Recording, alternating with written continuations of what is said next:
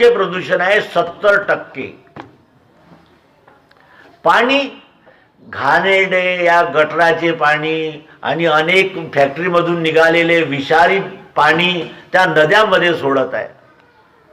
त्या मासळ्या तडफडून मरत आहे. प्यायच्या योग्यतेचं ते पाणी राहिलेलं नाही. आणि हा स्वतःला खूप शहाणा समजते.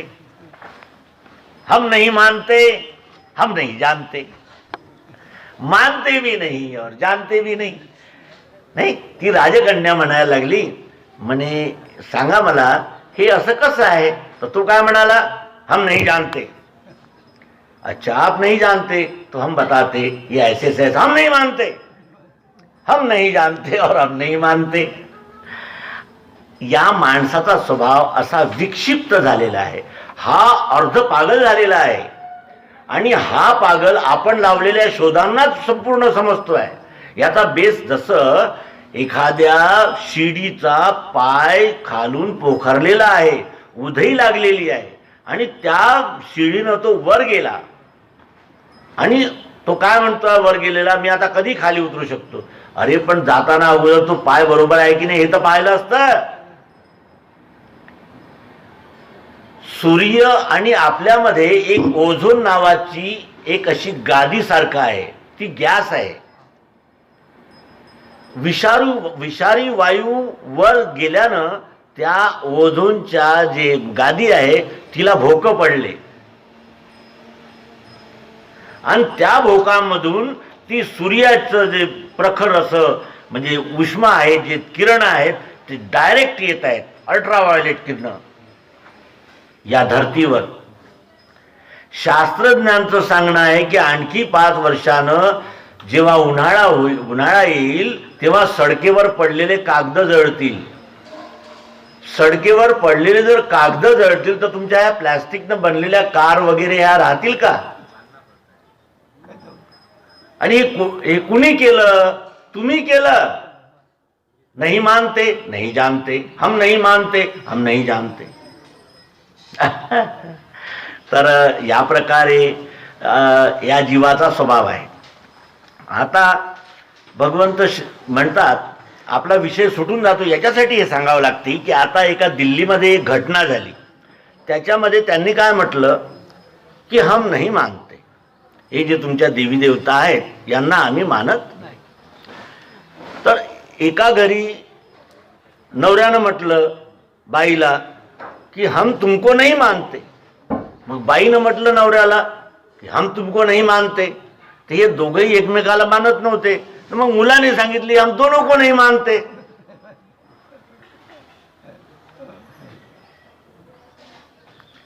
आता हा त्याला मानत नाही, तो याला मानत नाही, तो त्याला मानत नाही. यानं उद्धार होईल की सर्व मिळून एका ठिकाणी बसून जर विचार केला की काय मानलं पाहिजे आणि काय जाणलं पाहिजे, तेव्हा उद्धार होईल ना. तर हा एक अवांतर विभाग झाला, पण हा आपल्यासाठी आवश्यक होता. कारण लोक काय म्हणतात, योग केल्यानं ईश्वर प्राप्ती होते.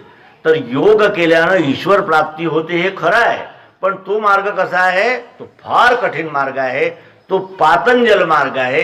त्याची सुरुवात यम नियम प्रत्याहार नाही, ध्यान धारणा समाधी असा तो आहे. आणि तो आपल्यासाठी नाही, कारण आपलं जी दिनचर्या आहे ती व्यवस्थित नाही. आपल्यासाठी हा मार्ग सोपा आहे. ते नाम सोपे रे रामकृष्ण गोविंद, वाचेसी सद्गद जपे आधी. नाही, ते नाम सोपे रे, सोप आहे रामकृष्ण हरी. रामकृष्ण हरी म्हटल्याने आपलं चित्त शुद्ध होईल. आणि रामकृष्ण हरी असं आपण सतत म्हणू तर रामाचं ज्ञान गुण चरित्र, कृष्णाचं ज्ञान गुण चरित्र याकडे आपलं मन वळेल. मग हळूहळू त्याच्यात रुची निर्माण होईल. आणि ती रुची निर्माण झाली तर भगवान श्रीकृष्णजींनी असं कुठं म्हटलं आहे का माझ्या फोटोवा लावा, माझ्या मूर्त्या बसवा, माझ्या आरत्या म्हणा, माझं नाव घेऊ घेऊ नाचत जा, असं कुठं म्हटलं आहे का. बाबाजीनं असं कुठं म्हटलं माझा पुतळा मांडा. बाबाजी म्हणजे बाबाजींचं ज्ञान. त्या ज्ञानाने आपला उद्धार होईल. त्या फोटोनं प्रतिमेनं उद्धार होणार नाही. ते तर एक प्रतिकात्मक आहे.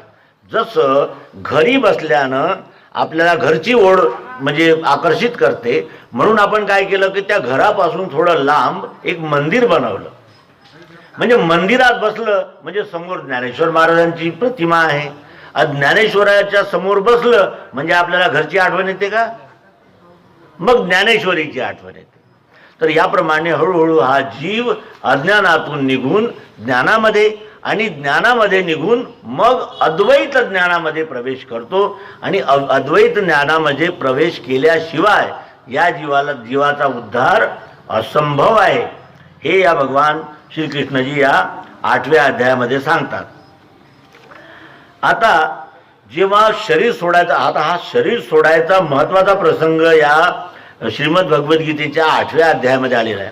काय म्हणतात ते की आपले हे जे नवखिडक्याचा डोल म्हटलंय ना, नवखिडक्याचा डोल, 9 खिडक्या आपल्या शरीराला. तर या ठिकाणी भगवान श्रीकृष्णजी म्हणतात आपल्या सर्व द्वारांना ओढून मनामध्ये, आपले हे जे 9 द्वार आहे या सर्वांना आपल्या मनामध्ये ओढून म्हणजे या 2 भ्रुवाच्या मध्ये प्राण स्थापन करून जो शरीर त्याग करतो तो मला प्राप्त होतो, म्हणजे विश्वरूप परमात्म्यात तो विलीन होतो. आता हे जे 9 भोका आहेत म्हणजे 9 द्वार आहेत, तर हे 9 द्वार कोणते आहे? डोळे, कान, किती प्रकारचं रूप आहे, किती प्रकारचा स्वर आहे, किती प्रकारचा गंध आहे. चमेली आहे तर गुलाब आहे तर चंपा आहे. गुलाबाचा गंध घेता घेता आपल्याला वाटते नाही चमेलीचा घेतला पाहिजे, जन्मभर कराल तर होणार नाही. हे 9 द्वारा आपल्या आपल्या मार्गाने धावत आहेत. तर योग मार्ग कसा आहे? या सर्व इंद्रियांना एकत्र करून, मन बुद्धींना एकत्र करून तो योग मार्गी जो असतो, योगी असतो, तो या 2 भ्रुवाच्या मध्ये आपलं प्राण स्थापन करतो आणि शरीर त्यागतो. दुसरा एक मार्ग आहे, एक अक्षर ओम ब्रह्म म्हणून एक देवाचं असं एक नाव आहे की जे कुणीच नाही ठेवलं, ते त्याचं स्वतःच नाव आहे. ओम. ओम हे कशाचं नाव आहे? परमात्म्याचं नाव आहे. श्रीकृष्णाचं प्रतीक आहे, परमात्म्याचं नाव आहे, श्रीकृष्णाचं नाही. श्रीकृष्ण हे तर त्या परमात्म्यामध्ये निर्माण झालेले एक अवतार आहे, ईश्वर. काय म्हणतात भगवान श्रीकृष्ण? म्हणजे ओम इत्येकाक्षरम ब्रह्म व्याहरण मान मनुस्मरण यह प्रयाती तजन देही सयाती परमाम गती. शेवटच्या क्षणी जो ओम म्हणत आपलं शरीर त्याग करतो त्यालाही मुक्ती मिळते. बरोबर. आता जन्मभर आम्ही ओम कधी म्हटलाच नाही. हम मानते नहीं और हम जानते नहीं, हम मानते नहीं हम जानते नहीं, याद भानगडीत राहिलो. मानते किसको? घरवाली को मानते, साले को मानते, ये मकान हमारा है उसको मानते, और इसको भी मानते और फिर पुलिस को भी मानते. चल ठाणे, चलो ठाणे, उनको मानते पर संतों को नहीं मानते, अवतारों को नहीं मानते. आता या हम नहीं मानते, हम नहीं जानते या प्रकारच्या माणसाच्या तोंडी शेवटच्या वेळी ओम येईल का?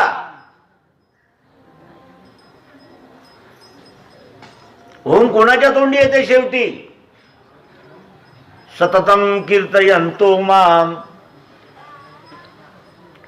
जो सतत ध्यास ठेवतो त्याच्या तोंडी ओम येतो ना. या ठिकाणी भगवान श्रीकृष्ण म्हणतात की एक अक्षर ओम ब्रह्म असं म्हणून माझं ध्यान करीत जो या शरीराला सोडतो त्याला श्रेष्ठ गती मिळते. बरोबर.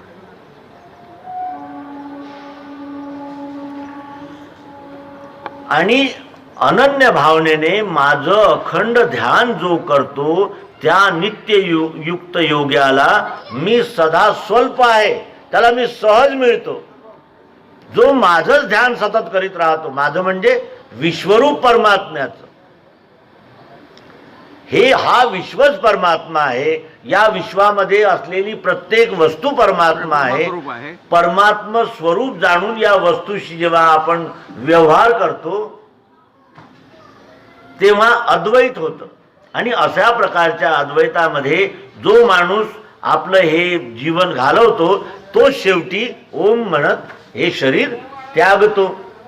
आपल्या सामान्य माणसाचं कसं असते, शरीर त्यागताना खूप वेदना होतात, कारण सर्वात अगोदर तर या शरीरात मी आहे. अरे आतापर्यंत ज्याचे लाड केले, ज्याला माझं म्हटलं, या शरीरासाठी मी खोटं बोललो, काय काय काय केलं, हे शरीरच मला सोडावं लागते. किती दुःख होत असेल त्याला. हे घर, जे घर बनवण्यासाठी मी चोऱ्या केल्या, काय काय केलं, हे घर सोडून मला देहासक्ती, किती वेदना होत असतील महाराज. तर म्हणून भगवान श्रीकृष्णजी म्हणतात की अनन्य भाव से मेरा अखंड ध्यान जो करे उस नित्य युक्त योगी को पार्थ मैं स्वल्प हूं सदा. मी त्याच्यासाठी अत्यंत सरळ आहे, माझं भेटणं. माझी भेट कठीण नाही आहे, पण सतत ध्यान जो करेल, सतत जो माझा म्हणजे ज्याला म्हणतात लक्ष ठेवील, त्याच्यासाठी स्वल्प आहे. आणि हम नाही जानते हम नाही मानते, यानं कितीही जन्म घेतले तरी याला काहीच साध्य होणार. आता आपण 9व्या म्हणजे आपण धावत समालोचन करीत आहोत, कारण आपण जास्त विवरण जर करीत बसलो तर हा वेळी पुरणार नाही. आणि श्रीमद भगवद्गीतेच्या असं म्हणतात की एका श्लोकावर 6 महिनेपर्यंत व्याख्यान दिलं होतं एकनाथ महाराजांनी. तर त्या श्लोकाच्या एका शब्दावर, कोणत्या, ओम, 6 महिनेपर्यंत. इतकं गूढ आहे, कुह्य आहे, आणि याचा विस्तार केला तेवढा कमी आहे. आपण 9व्या अध्यायामध्ये जाऊया. 9वा अध्याय जो आहे तो राजविद्या राजगुह्य योग आहे. या विद्येला राजविद्या का म्हटलं गेलं आहे? कारण राजाला सर्वांचं पालन पोषण करावं लागते. जर आज पूर्वी काय होतं, म्हणजे जो राजा आहे तो काय समजायचा, स्वतःला सेवक समजायचा. तो सेवक समजायचा की मी जनतेचा सेवक आहे, सेवक प्रतिनिधी आहो. आता का समजते, मी मालक आहो. एक वेळा निवडून दिलं, निवडून देईपर्यंत तो लोकांच्या पाया पडते, आणि निवडून आला, ओ साहेब आहेत का घरी, ओ साहेब आहेत का घरी, आणि निवडणुकीचा वेळ आला, फलाने को वोट देव, काकाजी, दादाजी, मामाजी, नाही नाही मी तुमच्यासाठी का ते करीन, मी असं करीन, मी तसं करीन. आणि मग निवडून गेल्यावर 5 वर्ष ढुंकूनही पाहत नाही.